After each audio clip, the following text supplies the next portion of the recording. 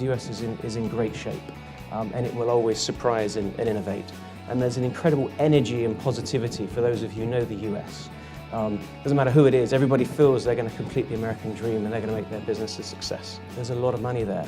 We have a lot of UK companies who come to the US and we help them talk to US venture capitalists to get a bit of injection into their business. It's still a great place for that and to spur innovation. I'm in the embassy, and within the embassy we have a number of people who work on pure policy, energy policy, transport policy, security policy, financial markets, the ambassador, and they may not have a UKTI badge, but they are really, really committed to helping us and helping you do business in the US. I've worked in India and China for UKTI, and the Foreign Office and the diplomats have always got business, but now they're really, really supportive. We use the ambassador's residence frequently to host events. We use the Consul General residence houses, the embassy. We have a really good platform to help you launch your products and services in the US. The highest ranking economy and market in the world for doing business. Over 25% of Northwest exports go to the United States. The United States is the single largest market for Northwest exports. It isn't anymore about whether or not you're marketing in the UK or whether or not you're marketing in France or the USA.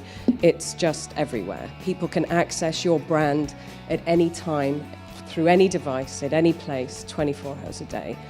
And it's all about the power of purpose. It's about why you do something. It's about why you get out of bed in the morning, or what makes you get out of bed in the morning as a brand. And purpose is extremely, extremely important. And getting people to join in a social movement, so get behind your brand and believe in what you say, can be a tricky thing, but it's an emotional sell. Culturally, the States is very different, obviously. When I first went there and people were saying to me, have a nice day all the time, you kind of have this cynicism as a Brit, and you kind of go, God, yeah, they actually mean it. It's a real different place to be. It's a positive place to be, very positive, and we go over, I think, and I did, with a certain amount of cynicism about that. The Americans don't have the baggage. They honestly say what they feel. They say what they mean, and it's refreshing.